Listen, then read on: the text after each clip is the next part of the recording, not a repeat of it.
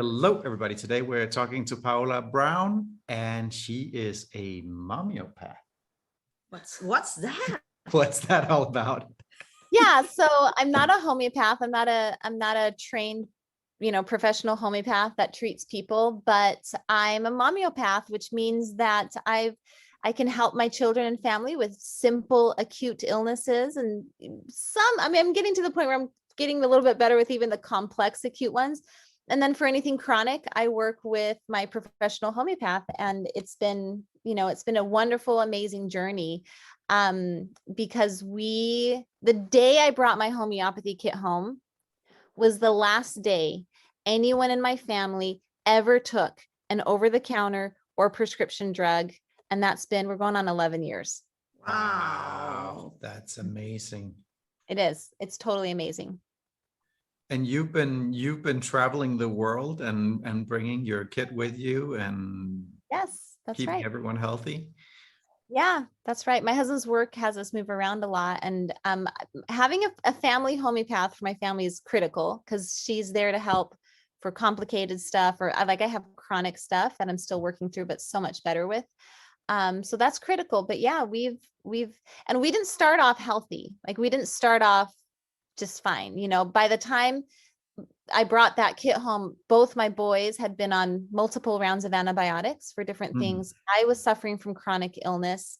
The only one that sneaked past all that was my youngest daughter. She was a baby, and she didn't get sick.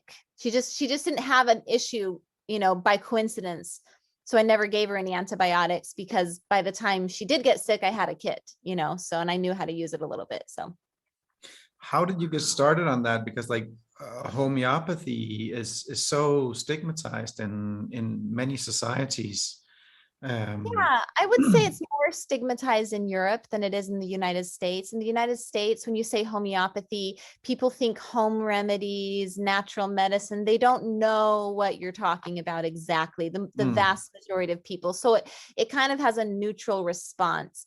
But I will say in Europe, like when I was in the UK, I lived in Budapest for a while. When you say homeopathy, they're going to have an opinion, either for or against. They're not quite so neutral, Yeah, no. And I thought that was interesting. I found that interesting, but there was a lot of people who were very supportive of it.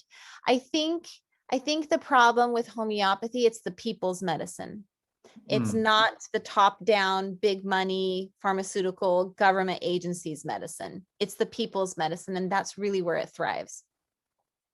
Yeah, I follow a Danish homeopath, and she makes her own remedies from all kinds of stuff.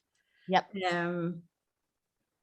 Yeah, it's weird in Europe, because in Germany it's a big thing. You can go into a pharmacy and they have both. Yes. But in Sweden, you cannot get that anywhere. You need to go to a practitioner if you want homeopathy. If you go into a health store, what's it called? A regular health store in Denmark, you can go and buy that there, but in Sweden it's illegal. Interesting. So it's really weird, and I know maybe in UK it's a controversial. It is controversial because the queen, all the royals are using it. That's why it's so controversial, because anything the queen does is going to be controversial in some shape or form. If she sneezes, it's controversial. You know what I mean? So, so I think that's why it is. Yeah, I know. But in the United States, our practitioners, our homeopaths, they don't make their own medicines. In the United States, it is under the FDA, the Food and Drug Administration. So we have actual manufacturers that prepare that. And you would have to go to a natural health store here to find it, or like Whole Foods. They have some bigger ones. Vitamin Shop is a big supporter of that. But yeah, in Budapest, I found some pharmacies that had both, but it wasn't all of them. So it just depends the country that you're in. What has been your experience, like your journey starting out? Like, how did you get started, and where are you now with your family's health? Okay, so I started homeopathy as a baby, as a child. When my family immigrated from Brazil to the United States, we weren't going to have healthcare because my dad was going to be going to university and we were going to be poor little immigrants. And so she brought a kit with her. And that was my primary form of medicine. But the unfortunate part is, which is had a really big impact on me, was when my father graduated university, got a real job, achieved the American dream, my mother threw out her kit in the trash because now we have health insurance, we have real medicine. And that's where health problems began to enter my life. Wow. That lovely. So what happened was I forgot about it, because I was very young when she was giving it to me. And after I got married, I started developing UTIs, cystitis. And then I took antibiotics for it. Boy, I took so many rounds over the years because, married life is what was triggering my cystitis infections. And then what happened is all the gut damage started happening. I had perfect health. Up until I started taking these antibiotics. And then I developed a very painful autoimmune disease called interstitial cystitis. And actually, I developed many autoimmune disease, celiac, dermographia. I had some really extreme insomnia. That was definitely a hormonal imbalance, So I was pretty sick. And then interstitial cystitis is a chronic pain disease. Harvard Medical School says the quality of life of someone who has severe IC, which I did, is about the same quality of life of someone living with chemo. So it's very difficult, very painful. And my doctors all said I had one of the worst they'd ever seen. And this is kind of how homeopathy came back, is I went to my doctor. I lived in the Houston area, which they call the medical Mecca. I went to amazing doctors, the best. I even flew to California. I flew to Maryland. I went to really good doctors because I thought, let's find a better solution. But the solutions I got were, one, take a pill that might make some or all of your hair fall out. And Brazilians like their hair. I think women in general do. I think they do. Yeah, women in general do. And I was like, if I take this drug that makes my hair fall out, first I'm going to be bald, but like, what other poisonous things is this going to be doing to me? So that the logic just didn't connect. Then she says, okay, we can give you a device that you insert vaginally, kind of like a tampon, and then you twist this dial and it'll electrocute you. And sounds great. As high as you can, because when you're done electrocuting yourself, you take it out and your nerves are numb and tired, and it'll be maybe 4, 6, some people even 8 hours of no pain. Then you just do it again. And I was like, what? Yeah. I mean, I sat there, and then she goes, and then like the color is draining from my face because I'm like, oh my gosh, I think she started with the best option. The hair loss one was the best option. Then the last one was, we can give you opioids, but I make all my girls join a support group for the addiction because she's a responsible prescriber. And I was just Jesus. I know. I was like, I mean, these are the options. That's when you know your condition doesn't have great treatments, is like when they start with these kinds of things. So I turned it all down and I said to her, look, with all due respect, I can't do any of these. I'm 26 at the time. I can't remember. And I was like, I want more children. I can't do this. And you know what she said to me, which was really good of her? She put her hand on the table next to me and she says, then you'll go do it right. Go find a better way. Go find a cure. Yeah. And because the sense I got was like, she wouldn't do that either. Yeah. And so then, so then fast forward 12 years. By now I'm cured. Homeopathy has cured me. I know I tried acupuncture, herbs, essential oils. Like I did everything. I did chiropractic. Nothing really was a good match for me. Those things work. They help people. They weren't right for me. I take homeopathy. And that first time I took the little pellet in my mouth, I remembered my childhood. I've taken this before, Mom, did we use homeopathy? Yes, we did, I really responded well to it. Anyways, 12 years after that doctor's visit, my mother sends me an email. She says, that drug that they were going to give you, was it called Elmeron? And I said, yes, it was. And she says, look at this. They're having class action lawsuits because women who are on it for about 15 years are going blind, macular degeneration. I would have been on it for 12 years. Yeah. And so my awakening was, what gifts were planted in my mind that caused me to ask questions and walk away? Yeah. and prevent myself. So that's what I do now. Now I have a curriculum to teach children and families homeopathy, because I don't think our children are getting enough education about how to think critically in terms specifically of health and the medicines that are going to be offered, that will be offered to them Yeah. sooner or later. Mm. And that's kind of in my platform, because I had it and my mother knew it, but she didn't pass down homeopathy for my whole life. So there was a disconnect. Yeah. And my goal has been to bridge that connection from grandfather to grandchild. And I call it generations of health, so that your children, your grandchildren, your great grandchildren have that. And that is a legacy that I want people to leave, is health. Wow. So there you go. But how did it come back? And like how, did it just like happen, or like with homeopathy, like how did you reconnect with it? Like, Well, I think I had gotten to a point where I was very desperate, and nothing was working. We'd spent $60,000, 30 was in savings, 30 was in credit card debt. And I was getting to that point. And then what happened is I had this horrible miscarriage. It was a second trimester miscarriage. And in the miscarriage, I actually got a UTI. I actually got a bladder infection. It wasn't just an autoimmune bladder flare up. I was really infected. And so I knew by then, I knew enough about gut dysbiosis. I knew enough about gut health that I wanted to avoid the antibiotics. And I went a week with a naturopath, and he gave me oils and oregano and blah, blah, blah, blah, blah. Nothing worked. Nothing worked. And I'm peeing blood. I'm in great, great pain. And so I remember I knelt down. I'm a Christian. I pray, and I prayed to God. And I think I asked him, please help me. I think I asked him 100 times, please, please, please help me. And I got up and I sat down at the computer, and the word homeopathy entered my mind. I'd thought of it before, but it popped in, and I wrote homeopathy for UTIs. Then up comes this article, and this little remedy called cantharis. When I read the description, Yeah. it matched. And I was like, I know. this is kind of similar. So then my mom went to the store, she gave it to me. So I can keep going, because this is a very educational story. So my mom brings me cantharis, and I'm like, okay, let's try this. So I twist the lid, the pellet goes in the lid. You're not supposed to touch the pellet because the medicine's on the outside. So I put it under my tongue, and it took me 10 minutes. Like, how do you open this? But you twist and it falls. And so I put that under my tongue, and the article I read says, do it every 15 minutes for 4 doses. So 15 minutes, then another one, 15 minutes, then another one. And then if you experience great improvement, stop and slow down. Okay.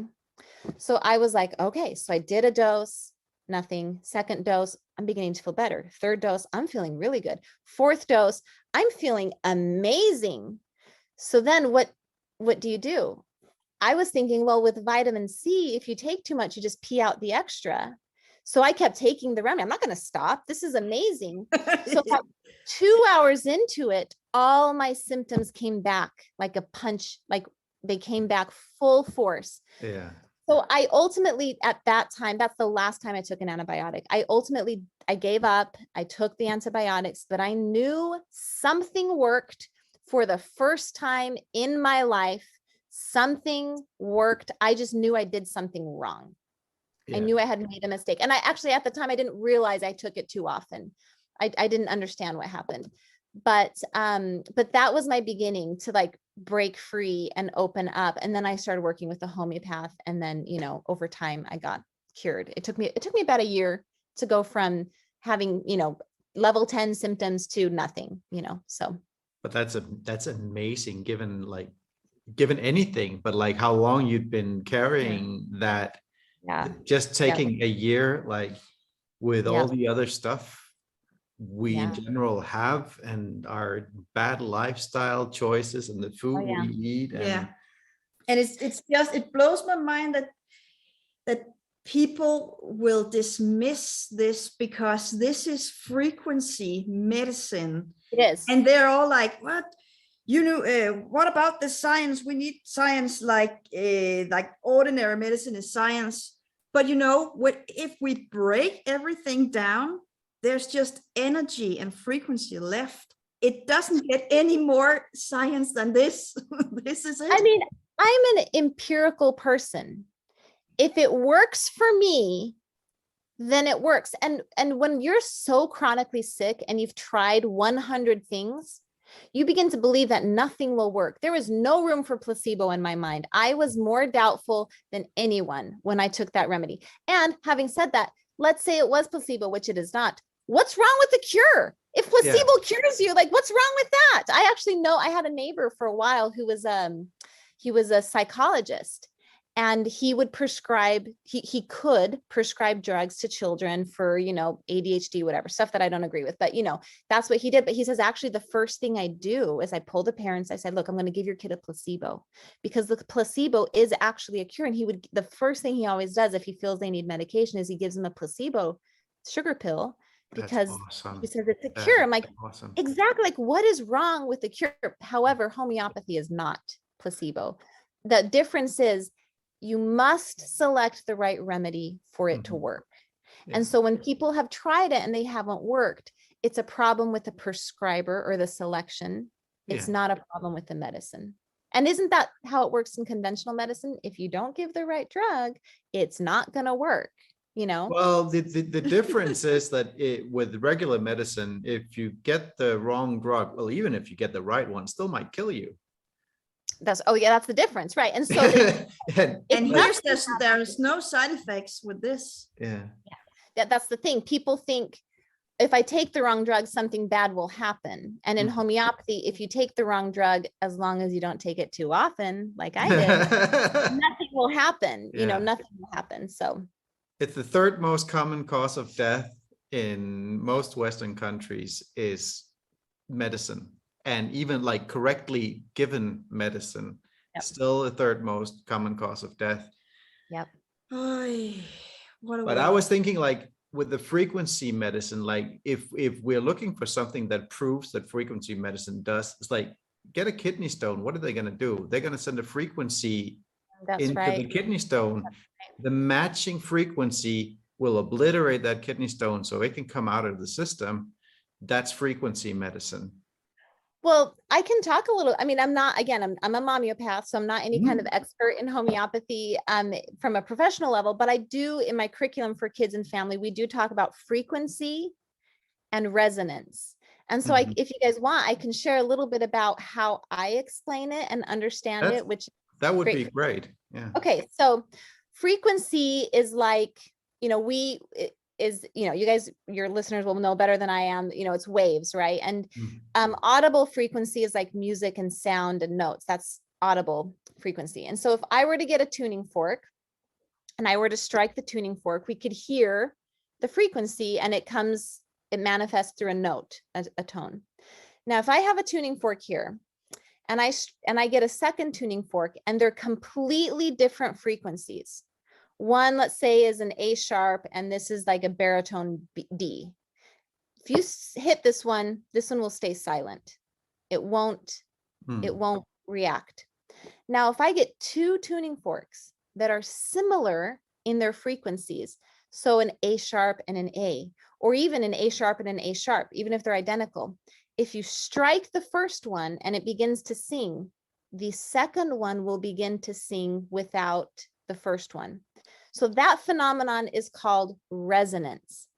So the homeopathic medicine is like the first tuning fork. It has its own frequency that it carries based on what it's made from, and and it carries its own frequency. Now, when you give and you're sick, you're the other tuning fork, you're sick.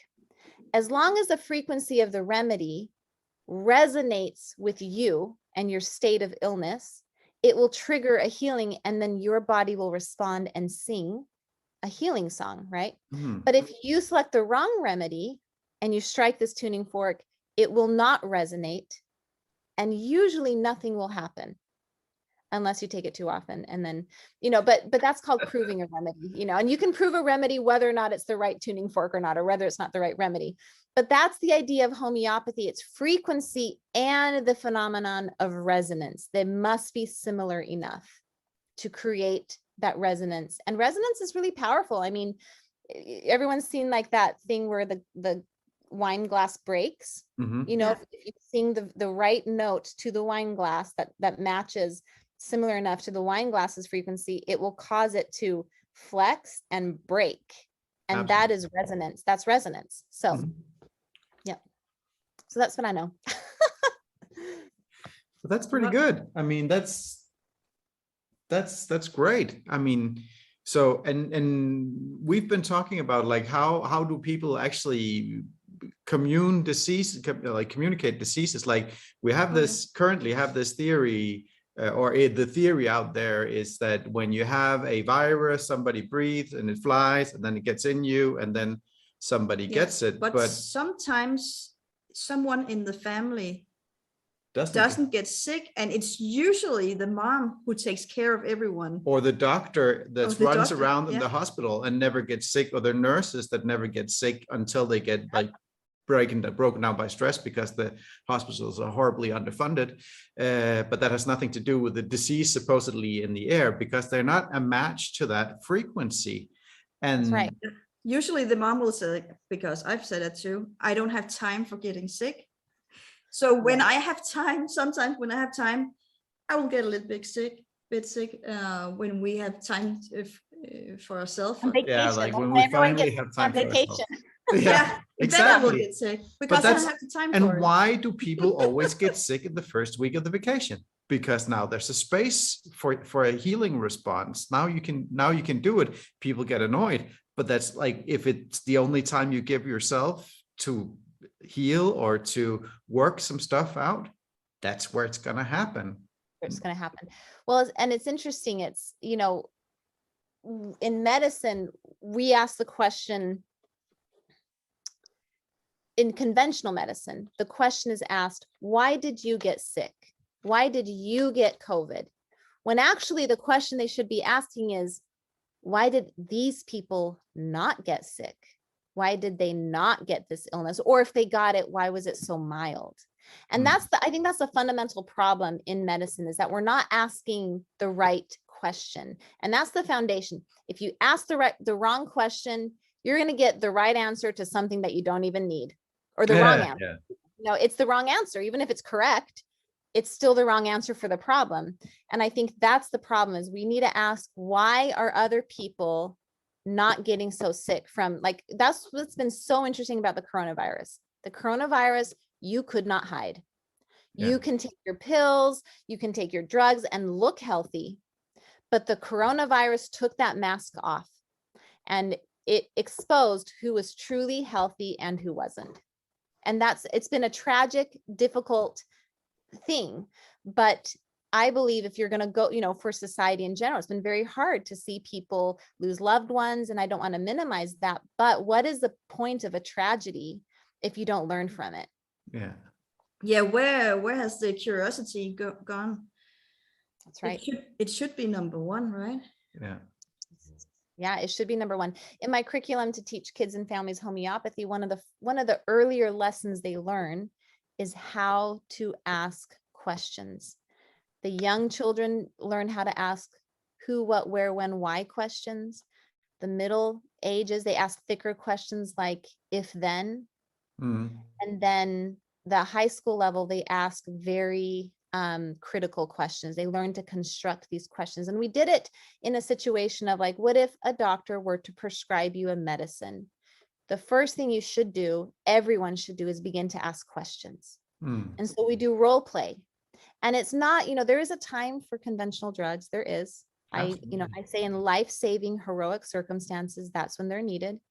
And so the goal is not to get people to be afraid of it, or to say they're bad or avoid them completely, like to an extreme. But if you can ask questions about it, it's more information, you know? And if your doctor gets frustrated with you when you ask a lot of questions, find another one. Yeah. And that's like this interesting thing is like, it depends on where you are in the world. Like if you are in the US or in Denmark, like it will just be like regular doctor hospital stuff. But when we were living in China and Katrina had a cyst, like we went to the hospital and there was both Chinese medicine and a Western doctor, and you get a diagnosed by the one, diagnosed by the other, and then they work together and find a remedy that works. And it was so effective. she got in just a couple of hours, went through everything, got the medicine, went home the week after the cyst was gone. No, I think it was the day after. Yeah. Wow. That's awesome. It was so effective. I was so amazed by it. It wasn't comfortable at one point. Because they don't value privacy. No, they don't value the like latex gloves. No, that's why like those gas station gloves. Yeah. In the yeah, and everyone looking, all the other patients. They were super fun. Yeah, it was fun. But it was fixed. It was fixed. In really short time. That's right. Or like in Germany, where they have these health centers where you have both homeopathy and all the other things alongside a so-called regular doctor. So it's like where do you go in the world? It's completely different from place to place. What the status of the, and it's a very long education. It's like, is it 4 years? And it's amazing. What? Yeah. I don't know. Yeah, that's right. And we do need very highly trained homeopaths, and it is important, especially if you're new to this area, that when you look for a homeopath, that you really investigate their training. Like I like to look for someone that's full-time practice. Of course, it's always great to get someone who has been, practicing for many years. However, some of the newly graduated ones are excellent. One of the things I look for when I get a younger homeopath who doesn't have that much experience is I like to find out what school they went to, and if their school offered live clinicals with someone, where they trained with real people, not like a video recording or whatever. Like I think it's important to look into that, because every government, every country has different ways of regulating this, and sometimes it just comes down to how well organized the homeopathy community in your area, in your country is. And in the US, we have some really excellent schools, and I think that's really important. And they're trained to, what they're doing is they're listening to you, and they're asking what's going on in your life. How was your pregnancy? How was the birth? How was your mom? How was your dad? They want to know everything. And I remember as a kid going to a normal doctor. We had a family doctor back then. We don't have that anymore in Denmark. You just choose whatever.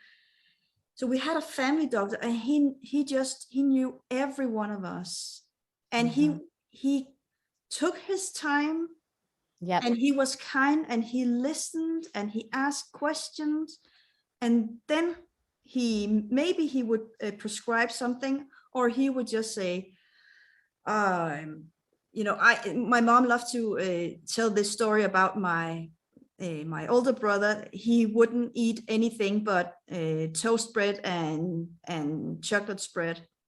And so she went to the doctor, and she said, I'm really worried about him because he will not eat anything but this.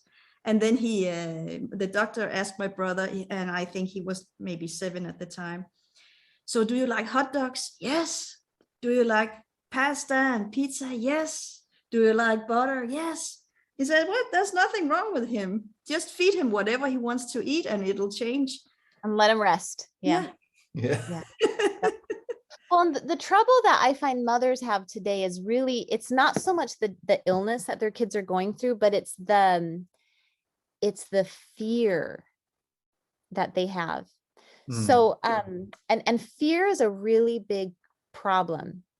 One time, so I had been, like I said, I bought that homeopathy kit, and like the day it arrived, my son had a fever of 103 or 4 degrees Fahrenheit. So let me see, 104 Fahrenheit to Celsius. What is that?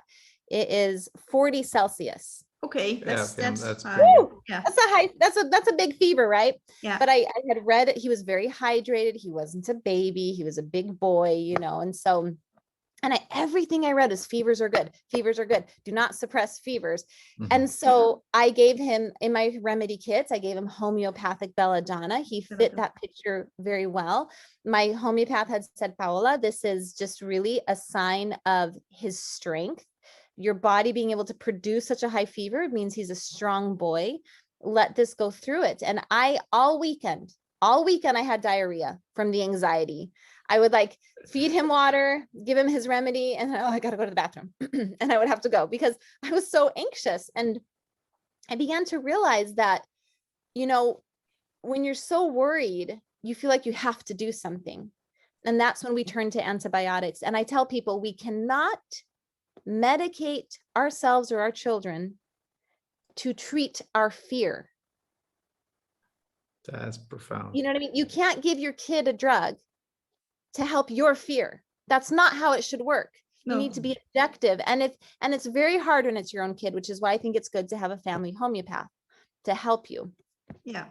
Once my son had an impetigo infection, and somehow like the impetigo infection was here, but somehow the whole 2 legs got this huge rash that blanketed his body or his legs.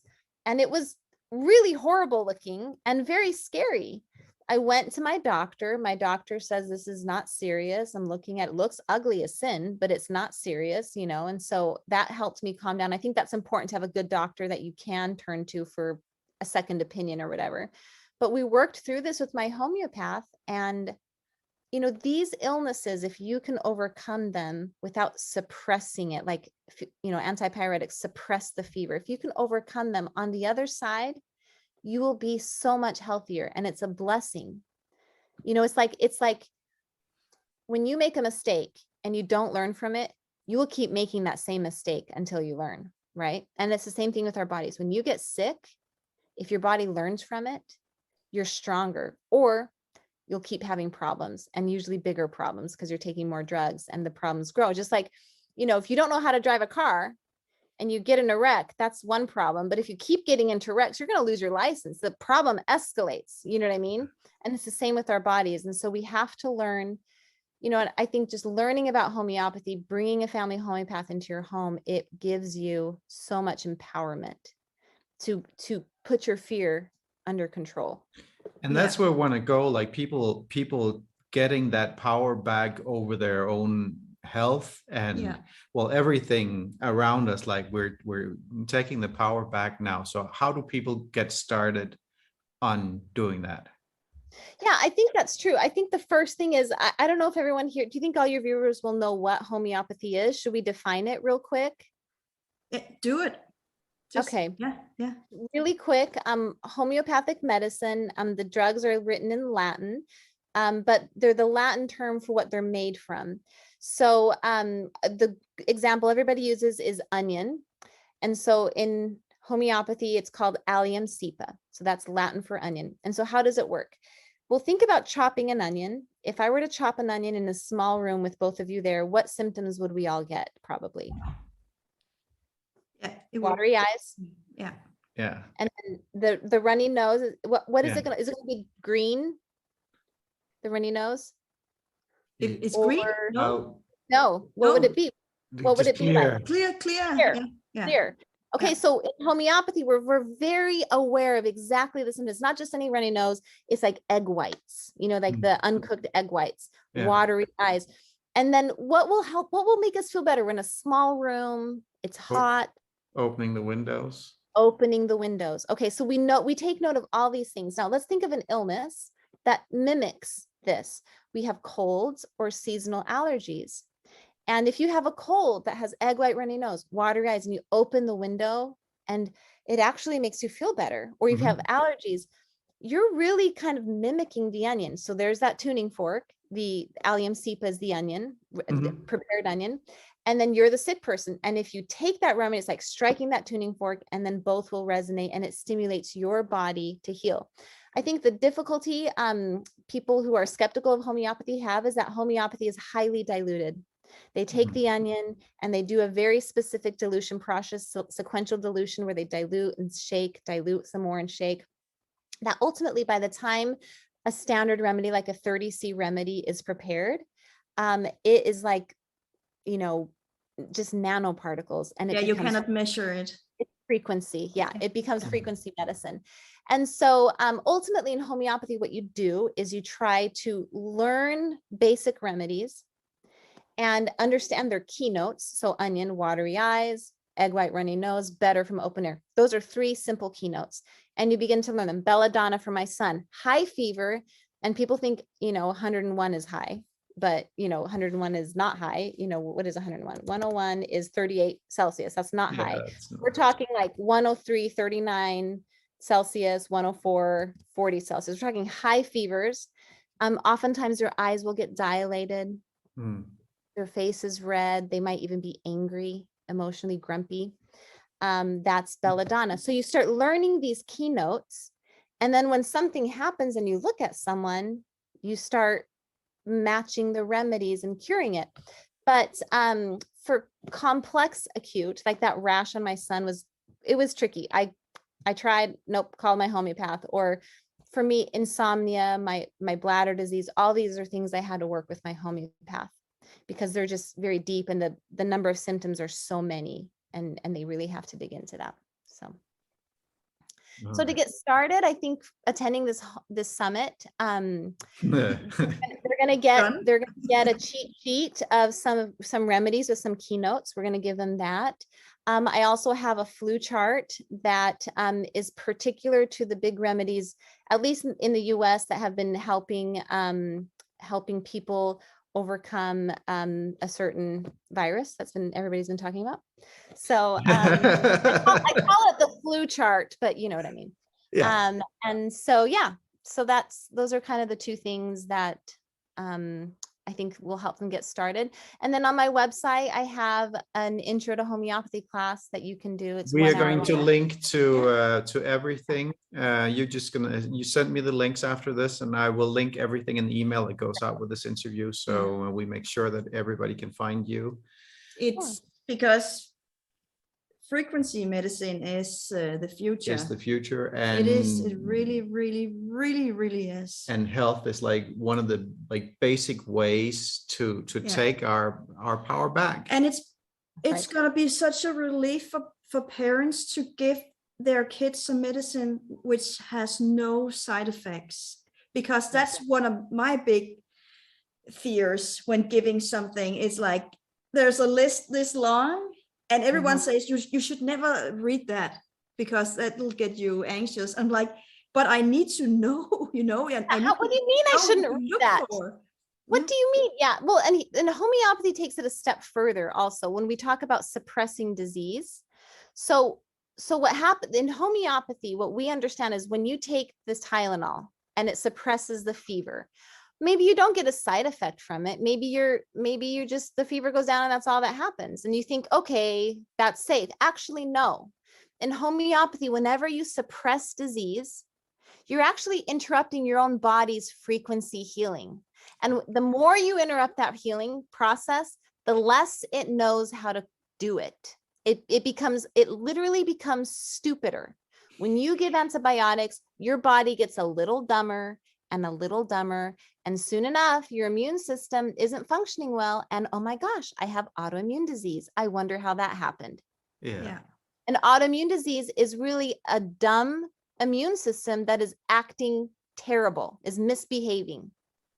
But with homeopathy and frequency medicine, what you're literally doing is giving information, and the immune system gets a little smarter and a little smarter. And soon your immune system is back to functioning correctly. So it's not just the side effects, it's that you're suppressing the symptoms and you drive them deeper. Yeah. And then whatever your genetics are is what you'll get, what the chronic stuff you'll get. So. And there's a remedy for everything. I just learned recently that and if it hasn't been found yet, we can make it. They're making it. Oh, they're making it. I found out that there's a remedy for night terrors, and we could really have used that because our daughter had it for many years. Yeah, my daughter had a terrible night terror. That's more complex. I would work with a homeopath, but she'd had it for a week. Tried one remedy, didn't work. Tried another remedy, didn't work. The third remedy, she slept, and it was like And night terrors are really a manifestation of something that's wrong in your body. Yeah. Some process. It's not just the night terror. There's something wrong.